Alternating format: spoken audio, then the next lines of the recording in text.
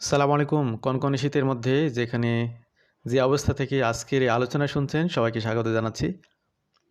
Heading বা thumbnail দেখে বুঝতে পেরেছেন যে আজকের এই আলোচনাটুকু করা হচ্ছে অন্টারিও প্রভিন্সে অনেকগুলো রুলস কার্যকরী হবে সেই বিষয়গুলো সামনে রেখে।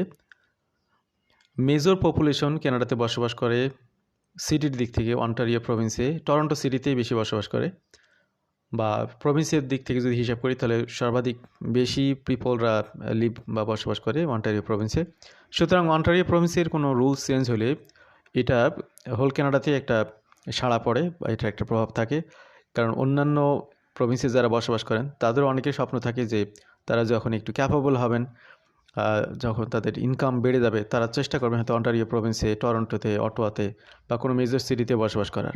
আবার অনেকে নিজ নিজ জায়গাতেও খুব ভালো আছেন, সেই ক্ষেত্রে তারা প্রভিন্স চেঞ্জ করতে চান না। যাই হোক, আনুষঙ্গিক কথা খুব বেশি বলার প্রয়োজন নেই। মূলত এই প্রভিন্সে যে পরিবর্তনগুলো হবে সেগুলো আপনাদের সামনে তুলে ধরা। জানুয়ারি মাসেই অনেকগুলো পরিবর্তন হবে। জানুয়ারি 1 তারিখ থেকে অনেকগুলো পরিবর্তন কার্যকরী হবে। তো কী ধরনের পরিবর্তন আসবে সেগুলো একটু জেনে নিই আমরা শর্টকাটে। সে বিষয়গুলিকে সামনে রেখে আমাদের আজকের আয়োজন। 8 new Ontario laws and rules coming in January 2026। তো 8টি লজ এবং রুলস যেগুলো এখানে চালু হবে, কার্যকরী হবে 2026-এর জানুয়ারি মাসে, সেগুলো আমরা খুব ভালো করে দেখব।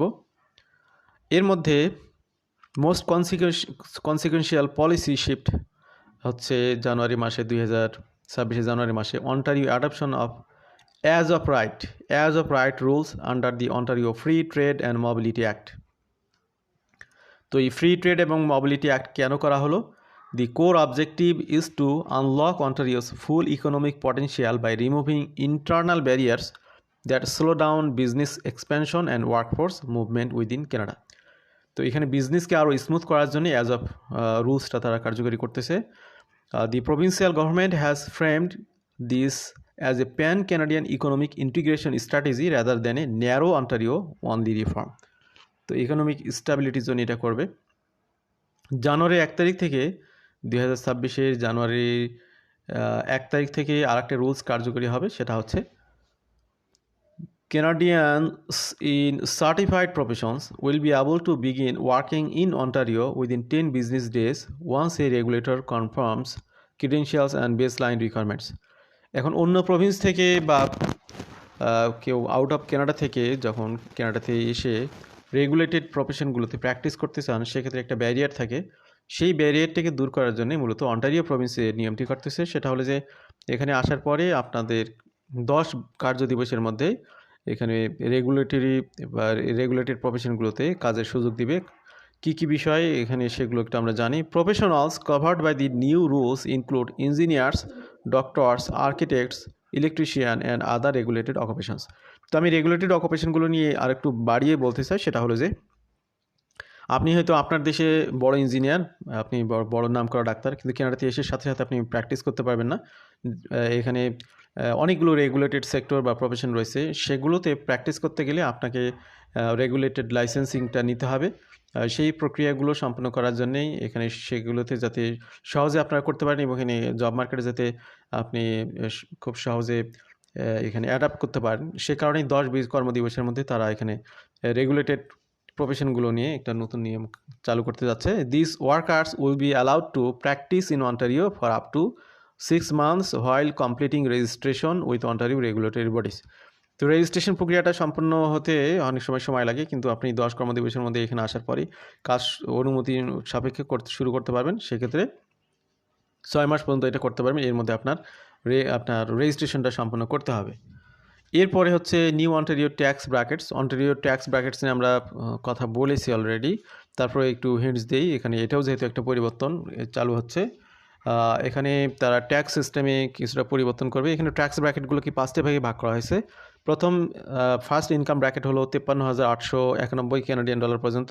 তারপরে সেকেন্ড ইনকাম ব্র্যাকেট হচ্ছে 53,891 থেকে 1,07,785। থার্ড ইনকাম রেঞ্জ হচ্ছে 1,07,785 থেকে 1,50,000। এবং ফোর্থ ইনকাম ব্র্যাকেট হচ্ছে 1,50,000 থেকে 2,20,000।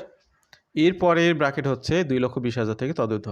তো এখন এই যে ইনকামের ব্র্যাকেটগুলো, কোন ব্র্যাকেটের ইনকাম লেভেলে কী পরিমাণে ট্যাক্স দিতে হবে সেটা আমরা যদি দেখি, প্রথম ইনকাম ব্র্যাকেটে 5.05% রেটে, সেকেন্ড ইনকাম ব্র্যাকেটে 9.15, এরপরে থার্ড ইনকাম ব্র্যাকেটে 11.16, এরপরে ফোর্থ ইনকাম ব্র্যাকেটে 12.16 এবং ফিফথ ব্র্যাকেটে 13.16। এই হারে আপনাদেরকে ট্যাক্স এখানে দিতে হবে। সেই সাথে এখানে শার্ট ট্যাক্সেরও বিষয় রয়েছে। ফার্স্ট টায়ারে বেসিক ট্যাক্স রেঞ্জ হচ্ছে 5,818 থেকে 7,446 পর্যন্ত 20%, এবং second tyre basic tax range হচ্ছে 7,446 থেকে বা তার উপরে 56% শার্ট চার্জ বা শার্ট ট্যাক্স দিতে হবে। এরপরে আমরা আরেকটি নিয়ম এখানে চালু হবে, ল কার্যকরী হবে, সেটা হলো 1 জানুয়ারি 2026 নিউ পে ট্রান্সপারেন্সি লস। এটা যারা আপনারা এখানে এই প্রভিন্সে কাজ করেন এবং যারা এমপ্লয়ার, উভয়ের জন্যেই এটা খুবই গুরুত্বপূর্ণ। আজকের আলোচনা অনেকের জন্য অনেকভাবে কাজে নাও লাগলেও এই টপিক্সটা অনেকের জন্য বা মোস্ট অফ দ্য পিপলের জন্য কাজে লাগবে। Ontario will implement major update to the employment standard act 2000, fundamentally reshaping how employers recruit and communicate with job candidates. তো এখানে জব ক্যান্ডিডেট হিসেবে যারা জবের আবেদন করেন তাদের সাথে কীভাবে ট্রিটমেন্ট করবে এবং এখানে কী বেসিসে কোম্পানি তার তথ্যগুলো প্রকাশ করবে তার একটা রেগুলেশনস এখানে চালু করা হচ্ছে। Mandatory salary disclosure in job postings. তো যে সমস্ত এমপ্লয়ার 25 বা তার থেকে বেশি ওয়ার্কারকে কাজ করান তাদের প্রতিষ্ঠানে, তাদের জন্য এখানে বলা হচ্ছে will be required to disclose the expected compensation or salary range in any public job posting. তো এখানে তারা কী রেঞ্জে স্যালারি দিচ্ছে সেটাও পাবলিকলি এখানে প্রকাশ করতে হবে। The permitted range can not exceed $50,000 from the lowest to highest figure. Roles where the top end of the salary range exceed 2 lakh per year are exempt from this limitation. তো 2 লাখের বেশি salary হলে সেক্ষেত্রে এই limitation থাকবে না। The rules is designed to address ways of opacity, reduce pay inequities and give candidates clear expectation before applying. তো অনেক বিষয়ই এমপ্লয়ার অনেক সময় হাইড করেন, এই বিষয়গুলো যাতে কোনো হাইড অ্যান্ড সিক না থাকে, এমপ্লয়ি যারা তারা যাতে সবগুলো বিষয়ে ট্রান্সপারেন্টলি সে কোম্পানির ব্যাপারে ধারণাটা লাভ করতে পারেন, এই কারণেই এই নিয়মটি কার্যকরী হবে। Disclosure of artificial intelligence in hiring.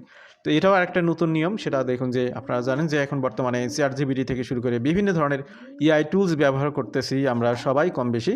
তো সেক্ষেত্রে এই জব রিক্রুটমেন্টের ক্ষেত্রে এই বিষয়গুলো ডিসক্লোজ করতে হবে। Employers must also state in job posting whether artificial intelligence is used to screen, assess or select candidates.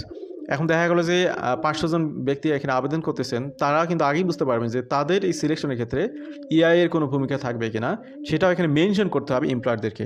This requirement respond to growing concern about algorithmic bias, transparency and fairness in automated hiring system. তো automated hiring সিস্টেমে অনেক সময় proper candidate সিলেকশনে অনেক সময় বাদ পড়ে যান ক্যান্ডিডেটরা, proper ক্যান্ডিডেটরা। সেই কনফিউশন থেকেই বের করার জন্যই মূলত এই নিয়মটা চালু হচ্ছে। ইন্ড অফ ক্যান্ডিডেট গোস্টিং। তো কোনো একজন ক্যান্ডিডেট তিনি ইন্টারভিউ দিলেন, এরপরে তার সাথে কোনো যোগাযোগের বিষয় থাকে না, তার সাথে কোনো যোগাযোগ করা হয় না, আদৌ তার জবটা হবে কি না, হলো কি না, এই ধরনের একটা ডার্কনেস থাকে। তো এই গোস্টিং থেকে বের করার জন্য এখানে নিয়ম করা হচ্ছে candidate who attend interview must be notified two of the outcome either in person or in writing within 45 days of their final interview. তো আপনার ফাইনাল ইন্টারভিউ, হয়তো ইন্টারভিউ একাধিক হলে ফাইনাল ইন্টারভিউর পরে আপনার আদৌ সেই জবটা হবে কিনা 45 দিনের মধ্যে অবশ্যই আপনাকে রিটেন অথবা ইন পার্সন সেই কোম্পানিগুলো জানাতে বাধ্য থাকবে। তবে যারা এমনি জব অ্যাপ্লিকেশনের জন্য CV পাঠিয়েছেন, যাদের ইন্টারভিউ হয়নি, তাদের ব্যাপারে কোনো ডিসিশন দিতে তারা বাধ্য না।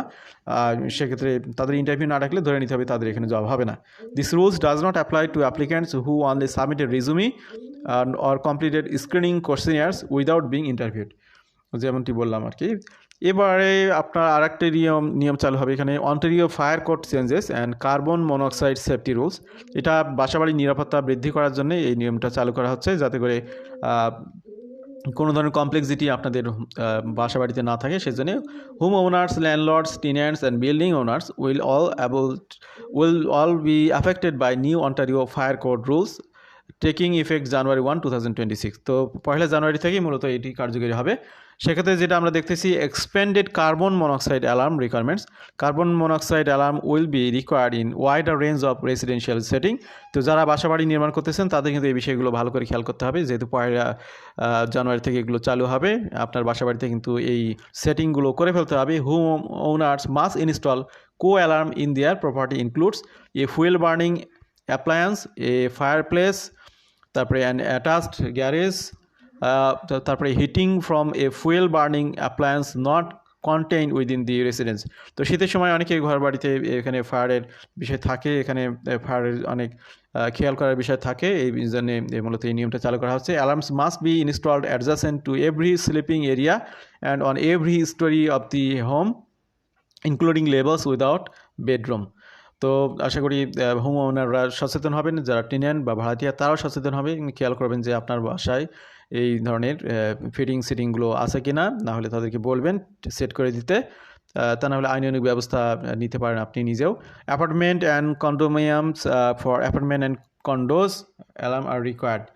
কী কী কন্ডিশনের রিকোয়ার্ড এখানে জাস্ট একটা মেনশন করা হয়েছে। The unit contains a fuel burning appliance or fireplace, the building has a service room and the unit is above, below or beside it. The building has a garage and its unit is above, below or beside it. The unit is heated by air from fuel burning appliance located elsewhere. এই গেল landlord and tenant responsibilities. এখানে আপনাদের সবার একটা responsibility mention করা আছে, এটা জেনে নেবেন। Public service returns to full time office work. এখানে আরেকটি নিয়ম, সেটা হলো 5 জানুয়ারি 2025 থেকে যেটা কার্যকরী হবে, সেটা হলো পাবলিক সার্ভিসের ক্ষেত্রে অফিস ডেগুলোতে ফুল টাইম সার্ভিস প্রোভাইড করা হবে। The Ontario public service along with provincial agencies, boards and commissions will return to a full 5 days per week in the workplace. তো ফুল টাইম আপনারা service পাবেন, যে সব সার্ভিসগুলো লাগবে। Indoor temperature standard by law approved in Ontario. তো এখানে আপনার বাসাবাড়ি যে টেম্পারেচার, বিশেষ করে এটা গরমকালে লাগে, সেই বিষয়টা এখানে মেনশন করা হচ্ছে। তবে এটা কার্যকরী হবে একটু দেরিতে, এখানে এটা 1 জুন থেকে কার্যকরী হবে, বাকি সবগুলো জানুয়ারি থেকে কার্যকরী হবে, এই জন্য আমরা এটা খুব বেশি দেখব না। Ontario water and West fee increase in January 2026। এখানে কিছু বিল বাট্টা আপনাদের বাড়তেছে, 1 জানুয়ারি 2026 থেকেই কার্যকরী হবে। সলিড ওয়েস্ট ম্যানেজমেন্ট ফি, এখানে দেখতে পাচ্ছেন এখানে ফিগুলো কী হবে। অ্যানুয়াল ফি, এখানে যদি স্মল বিন ব্যবহার করেন তাহলে 317.85, মিডিয়াম বিন হলে 385.86, লার্জ বিন হলে 524.06, এক্সট্রা লার্জ হলে 607.87, এই হারে অ্যানুয়াল ফি আপনাদেরকে দিতে হবে। ওয়াটার রেট এবং ফিস সেটাও মেনশন করা হয়েছে। For an average house hold housing to 230 cubic meter of water annually, the increase will be at $40 Canadian per year, bringing a total estimated cost 1,118 in 2026. এই হলো অবস্থা। Free trade and labour mobility in Canada act take effect. 1 জানুয়ারি থেকে আরেকটি নিয়ম কার্যকরী হচ্ছে 2026 সালে 1 জানুয়ারি থেকে। Also marks the coming into force of the federal free trade and labour mobility in Canada act introduce through bill C5। তো বিল C5 এর মাধ্যমে মূলত এটি কার্যকরী হবে। এখানে কি কি ঘটনা ঘটবে? The legislation ensures that goods and service produced in compliance with provincial and territorial rules will meet comparable federal standard. Workers licensed or certified by province or territories can work in comparable federal jurisdictions. এই হলো অবস্থা। তো আমরা যে নিয়মগুলো কার্যকরী হবে সবগুলো জেনে আসলাম। এবার আমরা কিছু কোশ্চেনিয়ার দেখি। Will this Ontario change affect people who work remotely for out of province employers? Yes, some changes may still apply even if the employer is based outside Ontario. Employment standard, pay transparency requirement, and workplace protections generally depend on where the employee performs the work, not where the employer is located. এরপর আরেকটা প্রশ্ন, will I need to do anything immediately on January 1, 2026 or do this Ontario rules apply automatically? তো এখানে যে রুলসগুলো এগুলো অনেকগুলো আছে automatically কার্যকরী হবে এবং অনেকগুলোর বিষয়ে আপনাদের সরাসরি ইনভলভমেন্টের বিষয় আছে। Most of the new Ontario rules apply automatically and do not require resident two file application or register in advance. তো ম্যাক্সিমামই অটোমেটিক্যালি কার্যকরী হবে। However people may need to take action if they are directly affected, such as homeowners installing required safety device, employers updating job posting, or professional preparing. Of documentation. তো এই হলো অবস্থা। আপনাদের তথ্যগুলো আশা করছি ব্যাপকভাবে কাজে লাগবে। আজকের আলোচনাটি অনেকভাবেই হেল্প করবে আপনাদেরকে। তো 2026 সালে আপনাদের অন্টারিও প্রভিন্সের লাইফটা অনেক সুন্দরভাবে কাটুক, সেই প্রত্যাশায় আজকের নিয়মগুলো আপনাদের সামনে তুলে ধরা হলো। আশা করছি উপকৃত হবেন। ভালো থাকবেন সবাই। আল্লাহ হাফেজ। সালামু আলাইকুম।